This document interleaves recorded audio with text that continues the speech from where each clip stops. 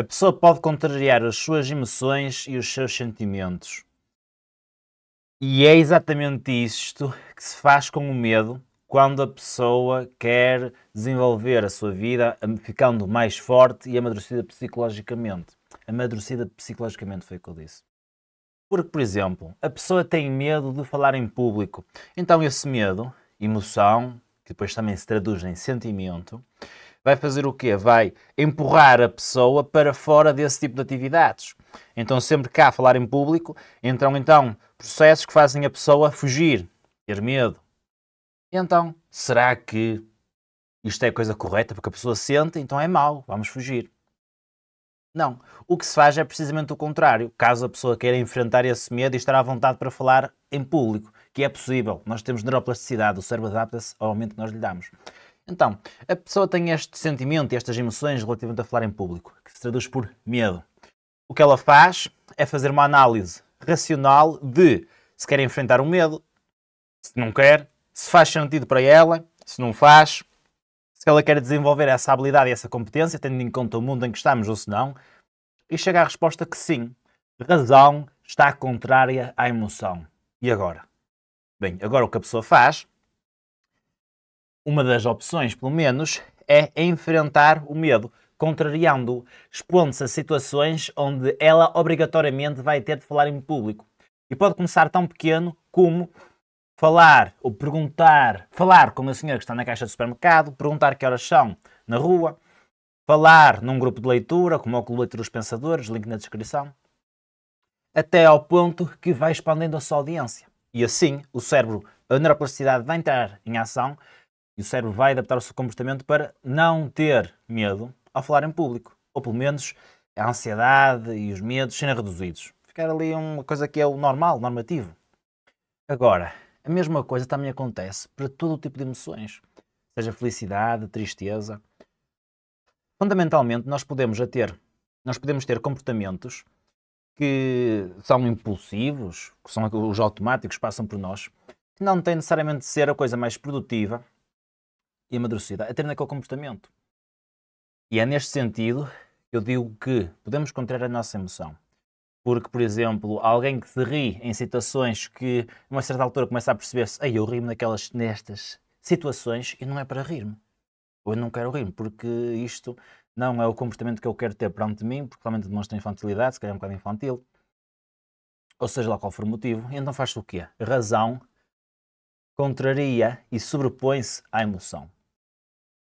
Isto funciona para todo tipo de emoções. Felicidade, tristeza, ansiedade, angústia, ressentimento. Não é para você ter ressentimento perante alguém, quer dizer que esse ressentimento esteja certo. Ou pelo menos que seja a abordagem mais correta, ou a abordagem mais correta para mim, que vai me ajudar a desenvolver. Muito precisamente o oposto. Então é possível sim contrariar as emoções e sentimentos. Isto é muito fácil de se ver, por exemplo, até na procrastinação. Não apetece nada. As emoções já são antagónicas ao estudo. Mas a pessoa amadurecida e responsável faz o quê? Mesmo assim, vai estudar. Não interessa o quão difícil é. Porque tem responsabilidades, porque está a construir o seu futuro. E quanto mais competente e profissional for, mais fácil vai ser para ajudar as pessoas que vão depender dela.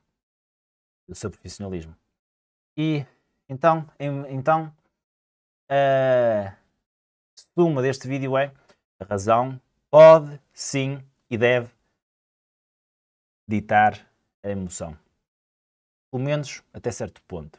Já dizia António Damasio, a humanidade está cada vez mais a caminhar para unir razão e emoção. E é verdade, sem dúvida que esse é um bom caminho.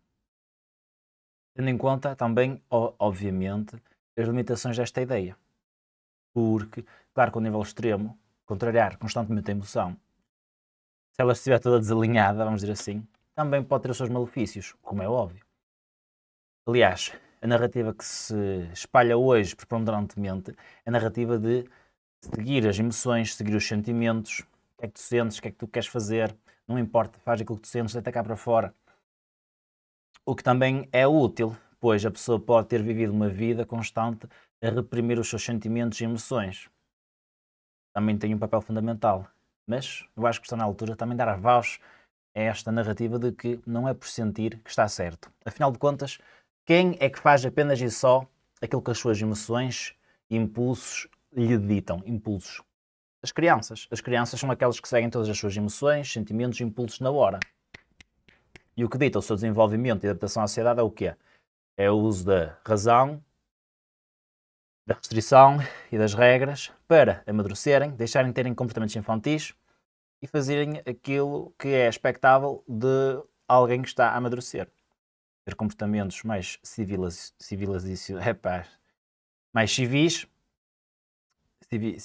civilizacionais. Hoje está mesmo para as palavras. Ainda estou a recuperar da minha afasia. E da minha agnosia também, tudo. E fazendo com que, através do uso da razão, ela deixe de ter certos comportamentos e deixe de ligar tanto aos seus impulsos e emoções. Isto na vida adulta também acontece. Tem que acontecer, correto? Dar razão, dar primazia à razão e à responsabilidade em detrimento dos impulsos, muitas das vezes imaturos, e às emoções. Usemos mais a razão para orientar a emoção. Um abraço.